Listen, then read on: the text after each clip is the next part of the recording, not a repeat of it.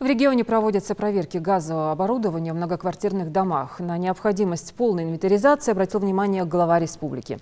Нередки случаи, когда жители устанавливают котлы вразрез всем техническим нормам. Но такая халатность чревата последствиями, как это уже случилось в Малгобеке.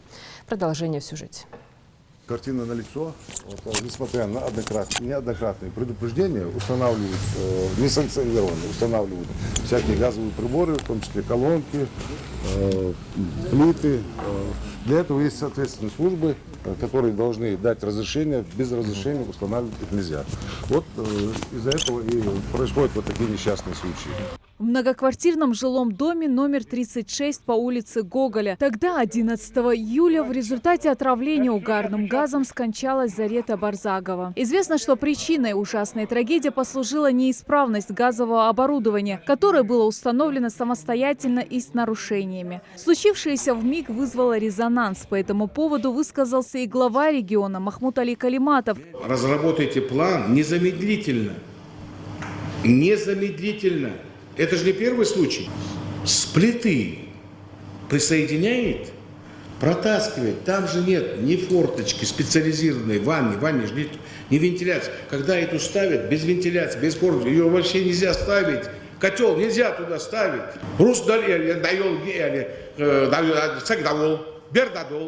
Министры, Ростехнадзор, возьмите факты, которые есть, и вот прям, попросите их. Дорогие жители, у нас беда, нельзя этого делать. А применять самые жесткие меры, возможные Ростехом, МЧС, пожарные, все службы. Привлекайте, если нужно, правоохранительные органы. Мне конкретика нужна, мне не нужны ваши разговоры. По поручению главы региона проходят массовые рейды по выявлению нарушений эксплуатации газового оборудования. В Малгобеке представители ресурсоснабжающей организации МЧС и городской администрации обошли частные многоквартирные домовладения.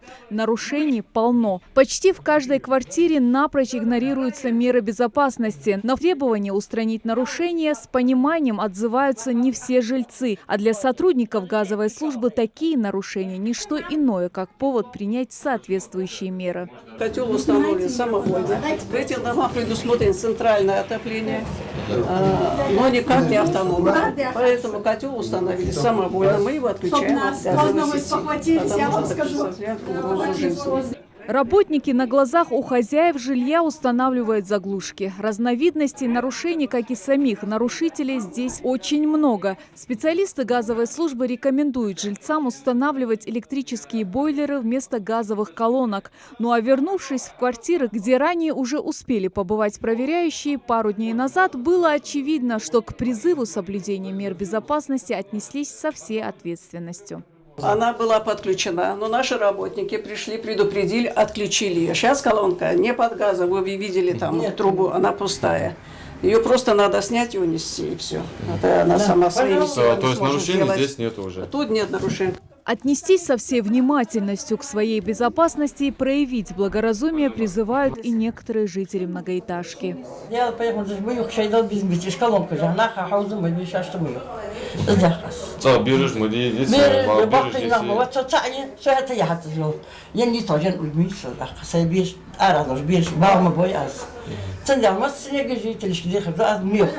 Большинство случаев отравления угарным газом – следствие нарушения правил эксплуатации водонагревательных газовых колонок и дымоходов. За истекший период 2020 года в Малгобекской центральной районной больнице зарегистрировано 14 случаев отравления, 3 из которых с летальным исходом. Все мы знаем прекрасно, что несоблюдение вот этих всех моментов со стороны жителей, со стороны населения, то это приводит к самым печальным последствиям. В принципе, здесь ничего сложного нет.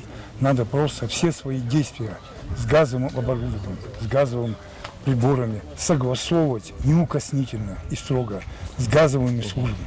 Такой есть порядок. Но почему-то жители считают, что это не нужно, а потом в итоге печальные последствия. Они могут устанавливать электрические бойлеры, что газовое оборудование, колонки и газовые котлы не допускается применение многоквартирных домах.